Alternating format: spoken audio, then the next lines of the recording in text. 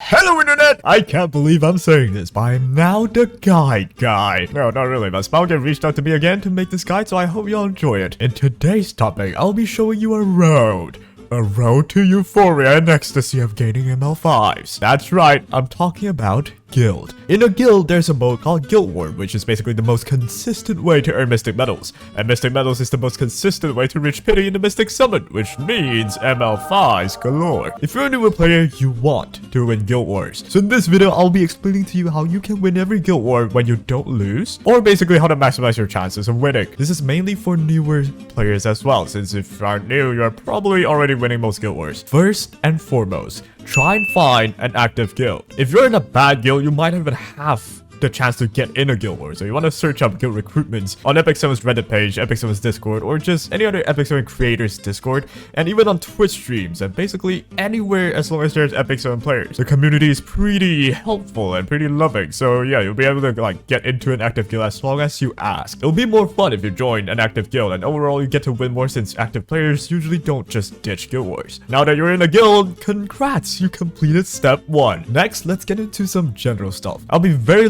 logical about this, and after over 300 Guild War videos, if you follow everything as I say, you will win, because I definitely have never lost before. Well, I mean, you're going to lose if Iron Jesus defies all norm, but you know, it happens. I'll recommend some units you have to build for Guild Wars later on. In a Guild War, you have 3 attack chances. The easiest way to win is to use bruisers, or basically tanky units. Reason being, if you're a newer player, you might struggle to survive with glass cannon characters, and you might lack the gear quality to play with speedy characters. And honestly, with speed DPS or pure DPS characters, if one thing goes wrong, like a non-crit or a bad counterattack, you die. So yeah, better play safe than to cry about a shoe counter into a fush. A tip is to take as little risk as possible, since if you want to gain more Mystic Medals, you want to win all your fights. But if you're confident you can beat someone fast with a pure DPS, go right ahead. Another tip is to take the safe fights first, and then take a risky fight with your final attack. That way you don't lose your units early on, since you can't reuse them if they die in the same guild war. On a side note, try hitting these bigger size towers. If it gets destroyed, your guild gets a ton of havoc or basically points. But if you're 100% sure you're going to lose anyway, just go ahead and hit anyone else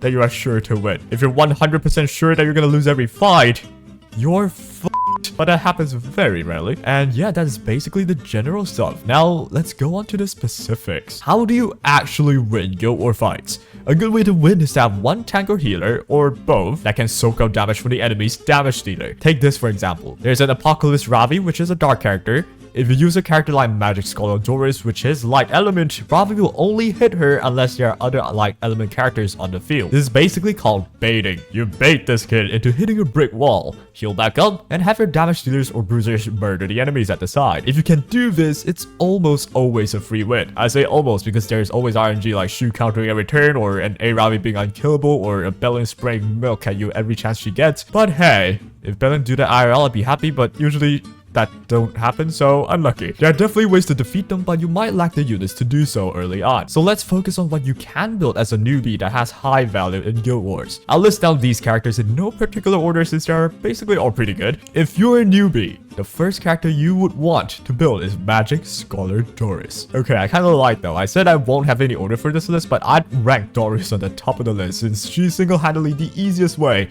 to bait a single target dark damage dealer. Her kit allows her to specifically take less damage from dark units while having chance to gain defense buff every time she's hit by a dark character. Her heals are massive as well and it's extremely easy to build.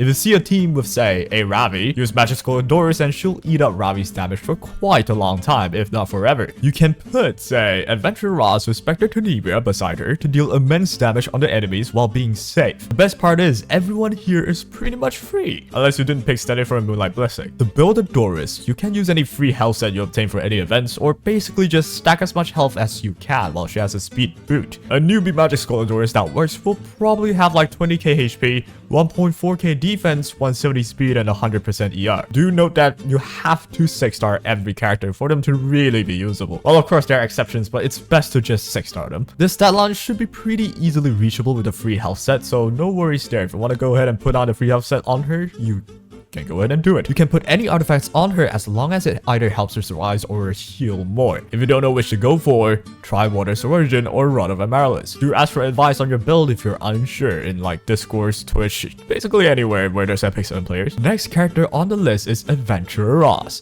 Arrowell is literally the main character, so he's absolutely free. Complete his specialty change and you get a very solid knight that can both contribute offensively and defensively. His defense buff on skill 3 is pretty great, but his skill 2 is honestly the MVP. I'm Asian, so let me explain this in math terms. The formula is death break equals win, and he has defense break. Chain is S2 that death breaks and dual attacks at the same time with a DPS or a bruiser. You'll do massive damage, enough to burst down stuff like enemies' tank with ease. A newbie's Arrowell would probably have 20k HP, 1.4k defense, 180 speed, and something like that, I suppose. But essentially, you want him tanky and speedy. The higher the better. This is my build if you want, but I would say newbie players would probably not reach stats like these, but don't worry, just scale it down, like, do what you can. Next up, we have Angelic Montmorency. She's a very reliable healer that you can use to resist debuffers and provide huge heals. In the meta right now, there's absolutely every single type of character that exists. What I mean to say is there are debuffers, there are tanks, there are bruisers, there are DPS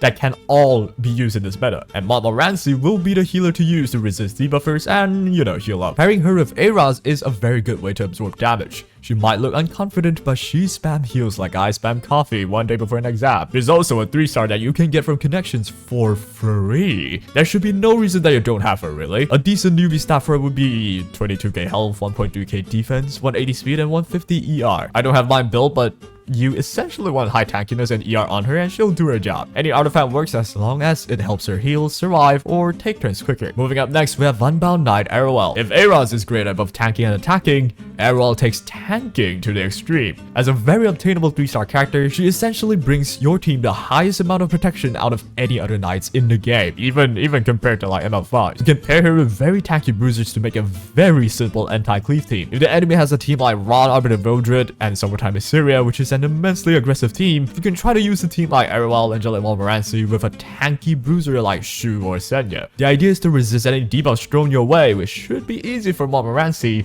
heal up with her, survive with Arrowell, and decimate with your one bruiser. A good Arrowell needs to have very high health and defense, with decent speed and ER. Mine looks like this, but a newbie's would probably have 22k health, 1.4k defense, 170 speed, but yeah, do try and get it as high as possible. Up until this point, I've only mentioned 3-stars, which should be very accessible to literally anyone. If you're new, you should still absolutely be able to obtain these characters, so yeah, that's why Epic Zone's hecka epic. 3-stars character are still so great. Moving up next is a 5-star character though. We have Specter Tony. She is technically free if you pick her from the Moonlight Blessing. Her passive allows her to be permanently stealth, which basically means the enemy cannot kill her unless they use an AoE attack, or if they kill everyone else first. That means teams with only one single target damage dealer is essentially a free win for Specter Tony. A decent stat for a newbie Stene would have like 3.3k attack, 270 crit damage, 100% crit chance, and 190 speed, maybe. You don't need too much HP or defense, but it's nice to still have some of it. Here's mine for reference. Again, you don't have to match these stats, just do what you can and slowly improve them. Even myself, I don't have 100 crits, so yeah, I'm slowly getting there. And yeah, that is basically it. These characters are all very reliable, so the rest is deciding how you want to use them. I can't really cover every defense that exists, but essentially, bait your damage dealers, survive, and attack back once you find your footing. As long as your tank survives and your healer allow your team to live, your DPS should have a way to defeat your enemies. Build these characters, join an active guild, and have fun. So that is Guild War. I'm supposed to do a guild guide of sorts, so let's talk about the guild shop. After winning a lot in Guild War, you are not only awarded with mystic medals, you also earn these Commander's Armband, which is a very valuable currency that you can spend in the guild shop. Here is what you should buy. The most valuable thing in this shop are the unique artifacts that you cannot obtain anywhere else. Proof of Valor, Symbol of Unity, and Bastion of Hope are especially very useful for PvP. Try and get a copy of all 3 first. You slowly want to get several copies of them and max limit break them eventually. In fact, Proof of Valor is actually still good for like some Wyvern teams if you so need it. There are also Mystic Medals on sale, which is pretty worth it as well, considering it's more chance to obtain in ML5. One more thing that you should try and get is this blue chest thingy called the Conversion Gem Chest. As a newer player, you might want to focus firstly on obtaining the artifacts, and the second thing you want to focus on is probably getting this every week. This chest is one of the best resources to get absolutely incredible gear, so yeah, it is pretty valuable. The summon tickets do look alluring, but it is a gamble since there is no pity for element summons, which is what you spend these summon currencies for. You can get a lot of 5-stars, so you can get absolutely nothing, and you need 5 of it to even try, so it's a big gamble, but hey, if you feel lucky, go for it. Everything else are not really worth the amount of commanders armband needed, but honestly, if you feel like you really do need it, go ahead and grab them. For the other items in the guild shop, you need brave chests for them, not commanders armband. Brave chest is earned by donating resources to the guild or your guildie.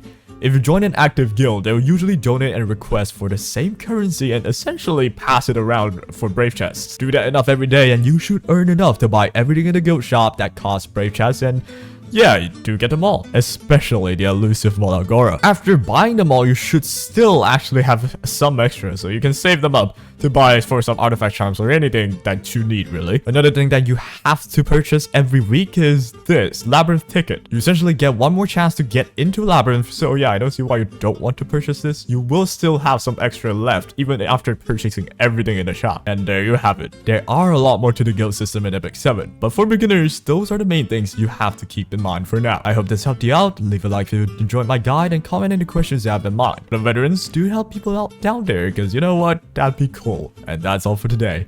Take care.